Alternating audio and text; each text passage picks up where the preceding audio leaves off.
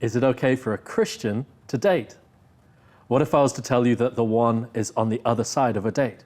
It might be the first date, maybe the 20th date.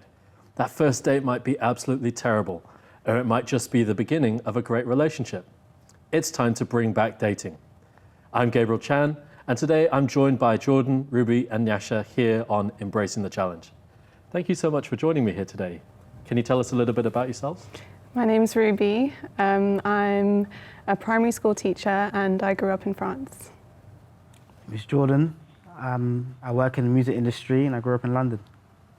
I'm Nyasha. I'm a Bible school student and an occupational therapist, and I was born in Zimbabwe. Well, it's great to have you all here. And we're looking forward to a chat about dating and dating in the church. Now, let's start it out by just asking you a bit of a random question.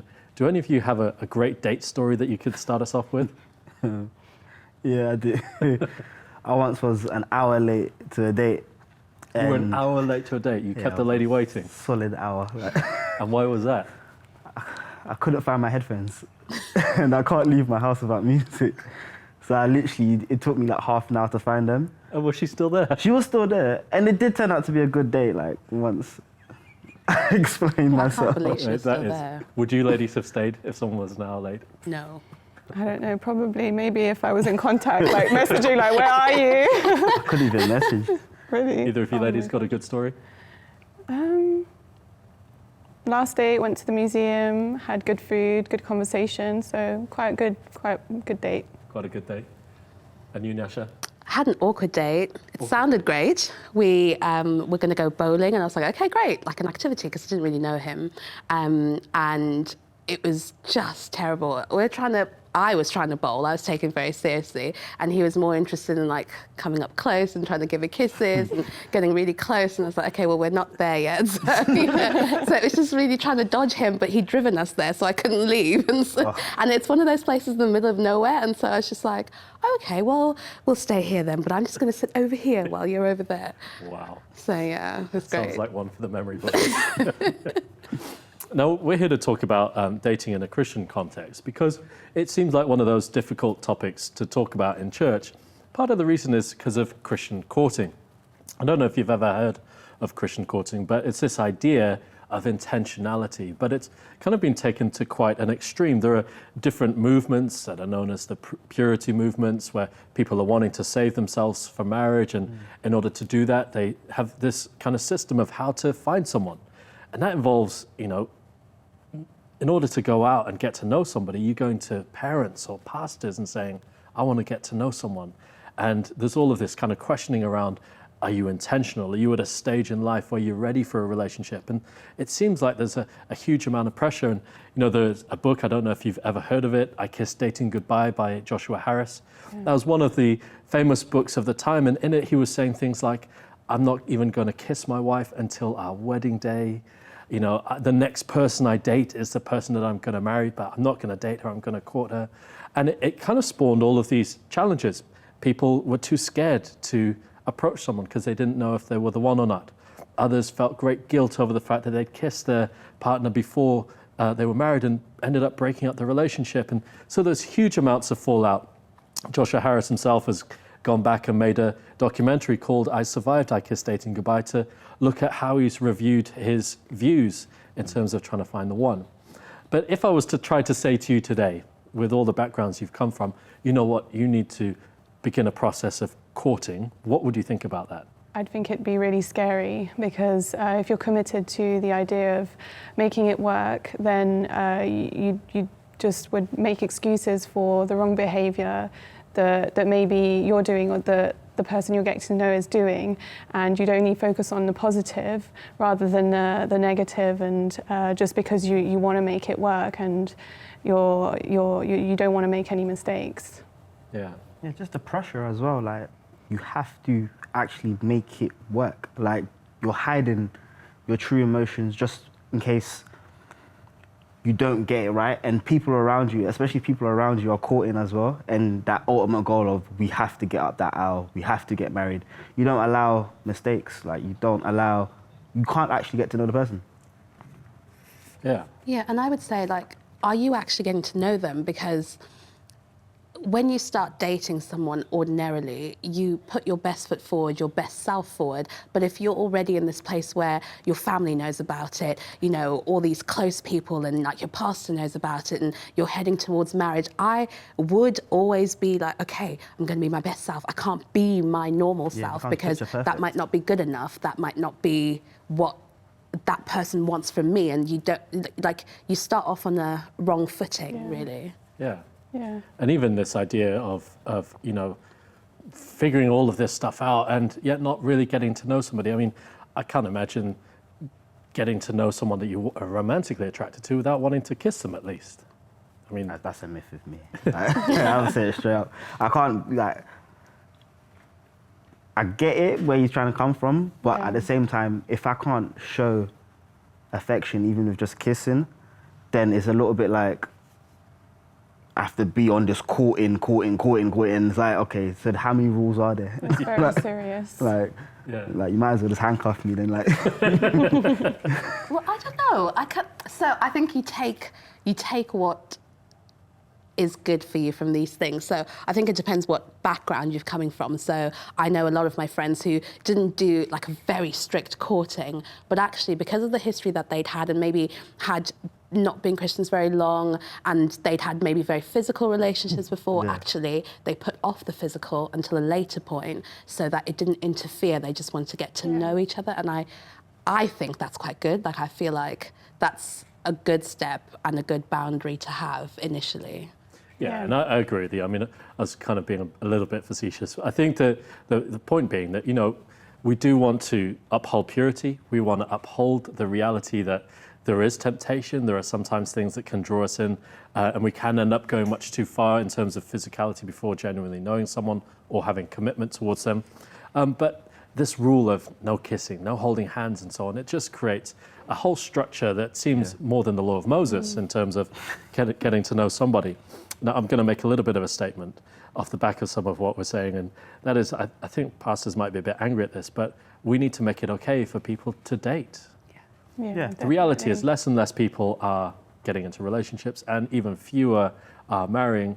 And so I think really people should learn how to steward themselves in a context of relationship and learn how to manage their own boundaries so that they can bring someone into their life and explore a lifelong relationship opportunity with them, possibly.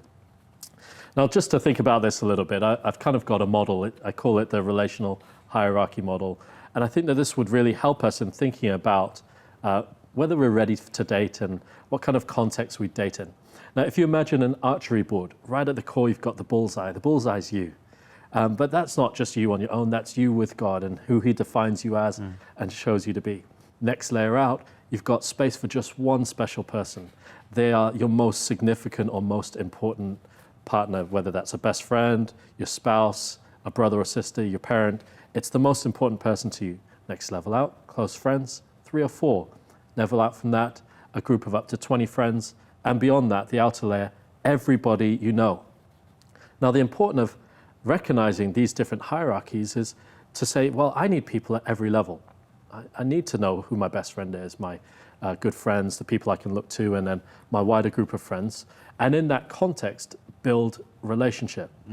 Relationships that are formed in love, forgiveness, faithfulness, truthful communication. These all go to building trust, and they all prepare you for a future where you might make a covenant with somebody, but at least you're learning to relate to different people. And when I start to talk to people about this, they're normally like, oh, actually, you know, I'm struggling to know who my friends are. We might have 1,000 Facebook friends, but who are our real close friends? And then there's other problems that happen when we don't have clarity around who is my best friend, who are just my close friends, and should they know enough about my life? It's in the feedback loop of relationship that we know who we are, we can grow in confidence in who we are, and it provides a real safe space for us to start to think about relationship because we know how to relate. I think one of the scary things when you don't have lots of good friends, or even a few good friends, is that we're aiming for the goal of a perfect lifelong relationship when we don't really do relationship. Actually, to prepare for a relationship, you need to know how to connect, how to form friendships, how to see them endure over a period of time. And by doing that, that then positions us to intentionally date. I'm not here advocating start going on an internet app or something and looking up someone to go for a date like that. Not at all. I'm talking about us intentionally wanting to date, but doing so in a framework that is a bit less pressured, more natural, more in a space where we're actually building relationships on a day by day. If you want to find out more about that, and those of you at home, there's information on the website relating to that train of thought. But let's talk about this process of dating. You know, it is not a sin to date. No, it's not. Not at all. But let's look into a little bit the process of dating. Now, how would you know if someone is interested in going on a date with you? They'd ask you. They'd ask you? They'd ask you, let's hang out. Sometimes maybe a bit more straightforward. Let's go to an exhibition, to the museum, or. Have you ever been in that awkward space where you're sort of wondering, do they like me? Don't they like me? Is there something here? Yes, Yeah. definitely. And what's that like? It's a lot of banter, a lot of, some flirting. So it can last for, several weeks, and after a while, especially as a woman, after a while, I tend to ask myself, okay, this banter's fun, the flirting, is fun as well, but where is this going? After a while, you'd expect some sort of clarity as to where the relationship is going. Now, do you think a girl could ever ask a guy out on a date? I'm not really into that. You're not really into that? Nah, I'm not really into that. I'm not saying it's not right, but I think there needs to be a method where she's not intentionally giving herself away. That's straight up to a guy. Okay. Because if a girl came up to me personally, asked me out, I would be a little bit, wow, like, you just came and... Well, what do we do? Ladies, what do you think when guys aren't necessarily asking girls out all the time? What do you think? Would you ever ask someone out? Well, I'm really old-fashioned. I actually just, I'm not going to come out and tell you that I like you or ask you out. I might show you that I like you. Yeah, you can play And the so, not play the game, but I think, you can let somebody know that you're interested. And the thing about the banter is, I feel like you need to have a bit of clarity to the banter. So actually, banter and do all of that, but maybe take an extra step and be a little bit more interested, Balance ask it a out. few more questions, want to get to know me a little bit deeper than just the other people around me. Separating from the crowd. Yeah, and then I know that you like me, and then fine, Yeah. And one of the things that's a problem with the courtship model is the intentionality almost kind of signals that you have to know that you're really interested in someone being the one before you even ask them on a date. And that's led to some crazy scenarios. I mean, I heard one poor guy, he just suggested to someone as they were walking past McDonald's, can we go buy a burger? That was about to be the most expensive burger he ever bought because she said to him, what are your intentions? Oh, Wow. Okay. Oh, goodness me. to eat. For you, what does a date mean? Just getting to know that person. Like you said, we don't yet know them, so just relaxed, getting to know each other, no pressure. Yeah. I think it's a good thing, isn't it, when coffee's just a coffee, Yeah. Yeah. dinner's just a dinner. There's a reason why it's just coffee and just a dinner. yeah. Now, what do you think the benefits are of going on a date? I think it helps your social skills. So even aside from you two getting to know each other, it helps you develop relationships. Because when you date, if you're not really thinking about, I'm gonna walk you down the aisle, it's this friendship. Let's get to know each other. Let's expand. You may have an issue that I can solve, and through that date, your issue's solved. So I just think that's the benefits of it, and So what I'm hearing you kind of say by that is that friendship is about developing your social skills, but also helping each other and serving each other. And I think Yeah, that's a very definitely. important part of people. I think sometimes who can date selfishly. I'm going to date you because I want a partner. Yeah. As opposed to, let's go on a date and let's get to know each other and how can I serve and how can I be of help? I've gotten jobs off of dating. You've gotten jobs from dates. Yeah. What are some of the drawbacks of dating, though? I mean, some of the things that you'd be a bit cautious of. So I think drawback would be that sometimes, yeah, a date is a date and you're just getting to know each other, but you have to know like how much is too much, how much is too little. So don't be really closed off, but also don't then share too much or start asking questions about, I don't know, like how much money do you make, like how many children do you want, that kind of thing. Like I think that's in the first date, second date, too much. Yeah. Yeah, as well. When it's your first date, just recognizing that that's the stage that you guys are at, and managing your expectations, not sort of thinking ahead, fantasizing, thinking about how many kids you're going to have with that person, what your wedding dress is going to look like, and just keep it cool, and yeah, just being able to manage your expectations and just keep it at what it is. And just not rushing really, because I think that has a lot to do with wanting to rush things, and sometimes that can lead to just going too fast, opening up too much. Yeah, I think that's such an important thing to know is okay. It's part of a boundary process. By dating, you're inviting someone to say, yes, let's get to know each other a bit more, but it doesn't suddenly mean I'm going to share all my secrets. And that's a challenge, particularly ladies, when we're talking about this. You know, part of a guy's makeup and mentality is that, you know, they want to get to know someone, and so they'll really relish those moments of asking the questions and getting the answers. But if you've given away information before it was due time, you might feel like that you've been taken advantage of, and that's something to be really careful of in terms of just setting a healthy boundary. You know what? That's a question you can ask me in 5 or 6 days' time. You know, and we're not going to talk about how many kids I want or their names until we're in a serious relationship. That's just not where we're at right now. And having the freedom to say that is so important. And what do you think about guarding your heart or guarding their heart? Do you think that there's something you can do in terms of that and dating? Yeah, definitely. I think generally caring for them, like if you generally care for them as a friend and as a human being, respect them, you're not gonna do anything that exposes their heart, that could actually make them feel less of themselves if it doesn't get to a place where you would hope for it to get to. So I definitely think guarding each other's heart as well as your own heart is very important.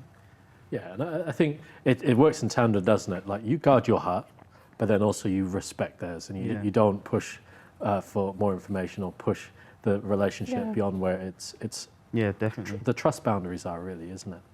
Now, what do you think about some of these questions in terms of should do, shouldn't do's? Would any of you find someone on the internet? No. No? Do you know friends who have? Yeah, I know of a lot of like success stories of people who've found someone on the internet, got to know them, and then got married, which is great. I'm just not there yet. I haven't crossed the boundary into exploring the internet dating. I think I'm still holding out for the natural meeting. I think internet dating is one of those things that's really on the rise, and we just need to be conscious of it in a church context. The reality is, if you're busy, you're fully engaged in a career, you might not have natural moments to meet someone and build a relationship, and so look for someone on the internet. Now, my advice in that kind of a context would be, if you do look for someone on the internet, think about your relationship circles. How are you going to integrate them to that world? Otherwise, you start to set up two lives: the life you have with the person you're dating and the life you have with your friends. Yeah. But really, we want our lifelong partner to be a friend and to be someone that we can have involved in our life. And also, it just helps against some of those horror stories. You know, some people are on the internet simply to hook up with someone. And, you know, you have people that innocently connect with someone, there's a lovely profile pic, and then they end up in situations that they really hadn't intended to be in. Now, how about this for a question? Would you ever date someone that's younger than you or older than you? It depends how young and how old, because I'm in my 20s, and if the guy is like 10 to 15 years older, then he's at a different stage in his life, and it might not fit the stage that I'm in, or similar. If the guy's younger and is still at uni or something like that, whereas I'm already in my job and all that, then it's a different stage. So you want to make sure that the stages that you're at can work together. Yeah, that's good. And what about a non-Christian? Would any of you date a non-Christian? No. And why not? I just feel like, it invites unnecessary arguments. Okay. Because in a sense where, as a Christian and as someone like that serves in church, to explain certain things that, oh, I'm not going to be here on Good Friday because I'm at church, and she's all getting angry because I'm at church on Good Friday. She doesn't understand that aspect of my life. Sure. Yeah. So it just invites unnecessary stress. And what about dating someone from a different denomination or different church? I can date on another church, you know, like. I think, you know, it's fine. You just have, I think you just have to be careful that the denomination that they're a part of isn't something that, Yeah. you know, their values don't disagree with some of the biblical concepts Their that you theology have, has to be on point. that you understand to be true and correct. And then, you know. Well, I think, you know, the key thing is lifestyle, isn't it? If they are following Jesus, if they love Jesus, then you're in a different context. I've known people that, like, well, they say they're a Christian, so I'm just going to go for it, and never any kind of trying to find out if they are really following Jesus or not. And in the world that we live in today, there's huge conversations happening around the whole area of sex. And, you know, it might be that you've grown up in cultures where it's okay to have sex before marriage and okay to sleep with your boyfriend. What is your views on having sex before marriage? Do you think it's okay, not okay? What reasons? I don't think it's okay, because I just think, I feel like it's disrespectful to the woman as well as yourself, because it's like, you're not fully committed. Mm-hmm. We're not there yet. That's not our stage yet. And in my generation growing up, having sex before marriage was the thing. If you wasn't having sex with your partner, then what's wrong with you guys? Is everything okay? You start getting counselors around you, and it's like, no, nothing. It's just, we're not there yet. So it's like, I don't think it's all right. And I think, I don't think it's okay. I've been there myself as a Christian, and in this relationship with someone who wasn't a Christian, and in a sexual relationship. And actually, it invites a lot of opportunity for you to be hurt, because the very thing that all the things that you believe in, all your values, and, you know, you're following God, and you want to follow His heart, but actually you're then with this person who doesn't understand that, who isn't living the same life as you, and ultimately you're going to compromise, you're going to get hurt, and you're just not going to live the life that you want to live, because now you've got somebody else that you want to consider that you're giving your heart to, and giving a lot more of yourself than what you should before marriage, really. Yeah. But even if that person is a Christian, if you're in a relationship with that person and you sleep with each other, then often, you know, the guilt, the shame, you know, the fact that you've got your small group, that you're talking to them and all that, you're going to have to tell them about what happened. All that, it leads to sort of like a breakdown in communication, not only with the person that you might be in a relationship with, because you're feeling ashamed, you're feeling embarrassed, but also with your friends. You might not feel like sharing, but also most importantly, with breakdown in communication with God. And when I wasn't a Christian, I got saved 5 years ago, and before I got saved, it was like Jordan said, it was normal to have sex with your partner. It was just that's what it was, and so when I came to Christ, I had to sort of learn how to show affection differently, or learn how to love differently, because the only way I knew how to show love, really, it was the easiest way, and actually is one of the easiest ways, was to just have sex with my partner. So there was a complete shift in mentality when I came to Christ, and I'm still learning, you know, right now, to honor my partner, to honor the person that I'm dating, and get to know them in a different way first, to reserve that for later. And I think, you know, the reason for that is because when we come to Christ, we're called to worship God, and we honor Him with our bodies, we honor Him with our lives, recognizing that His life for us is a gift. And then we get to give that gift to the one we've committed to. But at this stage of dating, like you're saying, it can bring about complications. It can bring about unnecessary heartbreak. It can bring about too much closeness too soon before you figured out, do I love you for all of these other great reasons, who you are, your qualities, characteristics. Now, if you were to date someone and it wasn't going well, or what would you do? So, for example, do you think that you could date more than one person at the same time? No. No, I mean, I personally, I mean, it's cool if you can date someone several people at the same time, but I personally like to focus on one thing at a time, and I'd get sort of a bit mixed up, and I just want to focus on one person. But what if you were just going for coffee? What if on Monday someone said, let's go for coffee, on Friday someone said, let's go for coffee? Would you think that that's okay, not okay? Both parties are on the same page, then yeah, like we're just here as friends, getting to know each other. It's friend time, cool. But if my mind's somewhere else or her mind's somewhere else, and I do that every day with someone else, I'm just inviting everything. I don't think my bank account's set up that to be dating everyone and anyone every day. I think what you said there is key. The idea of where are we at in our relationship? Are we exclusive? Have we moved towards this idea of we're together? Not to say that it's okay to be dating different people every day, but just this idea of, once you separate yourself to a relationship, then you're saying something about who you are. I wouldn't, but some people are experiencing these kinds of challenges today. What about ghosting people? This is one of the joys of life with social media. You can just disappear. What do you think about ghosting someone that you no longer want to be in a relationship with? I think it's rude. Yeah.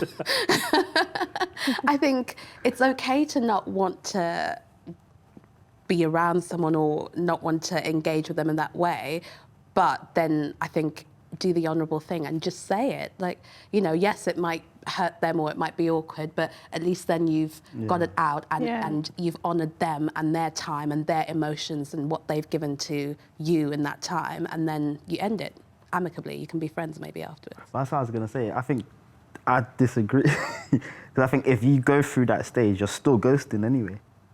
So all you've just done is just said a disclaimer, thank you for your time. But at least if you let them know that you're you're ending that exploration, as opposed to ghosting where you just disappear and they're trying to call you and text you and all of that. Yeah. What about have you ever known someone to just stay in a relationship for the sake of being in a relationship? Maybe they didn't have the courage to end it. Yeah, I know loads of people like that. Well, how would you go about ending that kind of relationship well? I think that's when my friends get involved. Your friends get involved, they break up for you, do they? No, they don't go that far. But I think they would see that I'm in this not for the right reasons. Mm-hmm. And because I'm so consumed in the relationship, I've lost myself completely.